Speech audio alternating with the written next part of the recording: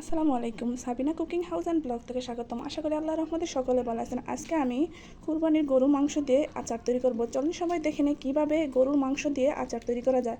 প্রথমত আমি এখানে 1 কেজি গরুর মাংস নিয়েছি। অবশ্যই তেল ছাড়া গরুর মাংসটা আপনারা নেবেন। আর যাই বাকি একটু তেল আছে এটা আমি কেটে সুন্দর করে নেব এবং পিস পিস করে ছোটো সাইজের করে নেব। চলুন সবাই দেখে নিই। ওটা আমি দিয়ে পরিষ্কার করে নিয়েছি এবং দেখেন কতটা ছোটো সাইজের করে নিয়েছি, ছোটো ছোটো পিস পিস করে নিয়েছি। এবার আমার কাজ হচ্ছে মশলা অ্যাড করা। দিয়ে দিচ্ছি 1 টেবিল চামচ মরিচ গুঁড়া,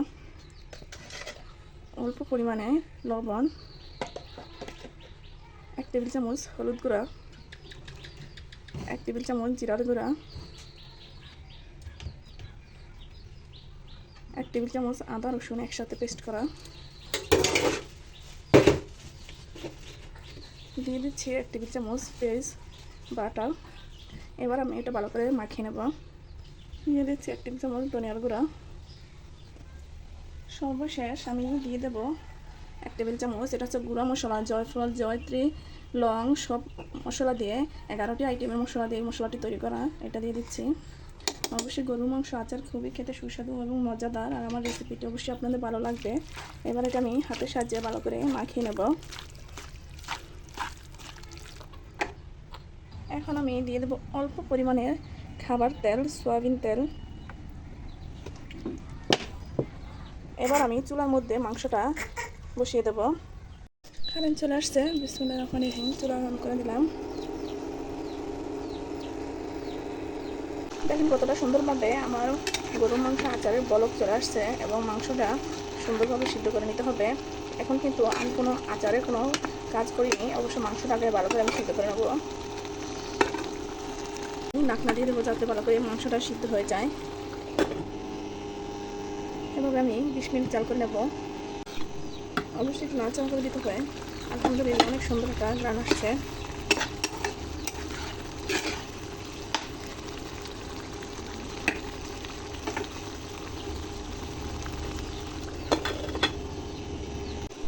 দেখেন কতটা সুন্দরভাবে একবার পানিটা শুকিয়ে আসছে।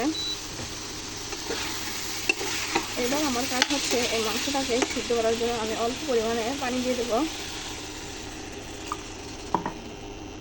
অল্প পরিমাণে আমি পানি দিয়ে দিলাম যাতে সুন্দরভাবে মাংসটা সিদ্ধ হয়ে যায়। গরুর মাংস আচার বলে কথা, খেতে তো খুব সুস্বাদু হবেই ইনশাল্লাহ। এবার আমি ঢাকা দিয়ে ঢেকে দেবো। জলটা কমে আসছে, এবার আমি মাংসটা দিয়ে ভাজা ভাজা করে নেব।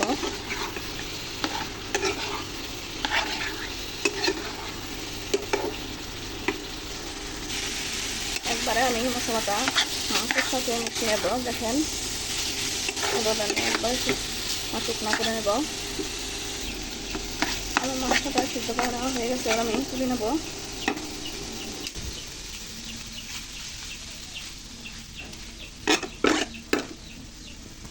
এদিকে আমি আচারের জন্য পানিটা কড়াই বসিয়ে দিয়েছি। অবশ্যই কড়াইটা গরম হওয়ার জন্য করে পারবো।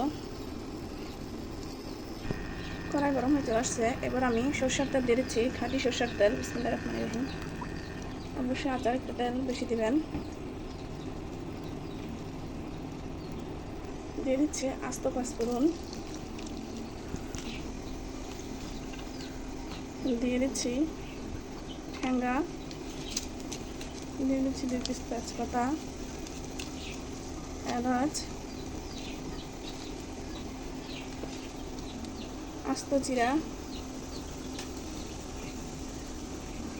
আস্ত শাহি জিরা,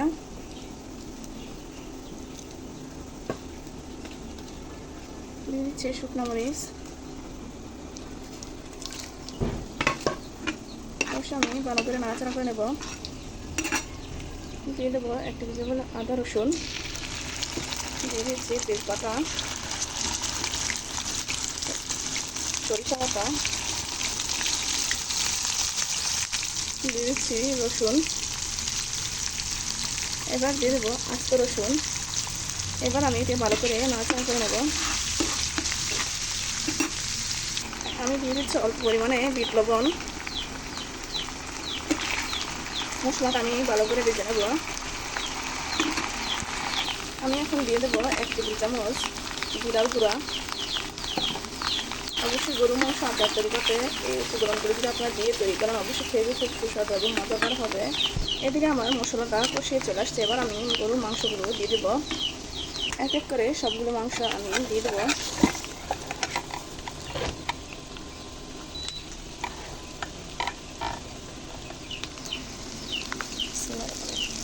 আমি দিয়ে দিয়েছি সবগুলো মাংস। এবার আমি তেলের মধ্যে ভালো করে ভেজে নেব।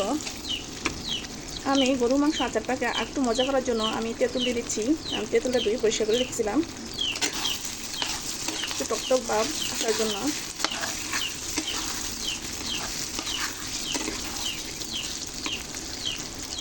অল্প আছে, অবশ্যই আস্তে আস্তে এটা নাড়াচাড়া করতে হবে, ভালো করে ভেজে নিতে হবে। অবশ্যই আচারের মধ্যে একটু তেল বেশি হতে হবে। গরুর মাংস আচার এটা আমি কুরবানি ঈদের মাংস দিয়ে আমি তৈরি করে আপনাদের সাথে শেয়ার করছি। গরুর মাংস আচার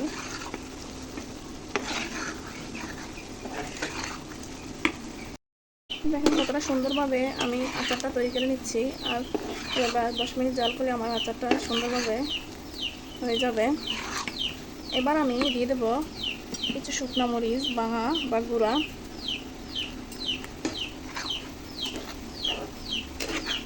আপনারা কিন্তু তেঁতুলও অ্যাড করতে পারেন বা লেবুর রসও অ্যাড করতে পারেন বা একটু হালকা টকটক ভাব আসার জন্য, তাহলে খেতে আচারটা খুবই মজা লাগবে। আমি সর্বশেষ দিয়ে দিচ্ছি পাঁচফোড়নের গুঁড়া। এভাবে পাঁচফোড়ন দিয়ে আমি আরও 5 মিনিট জাল করে নেব।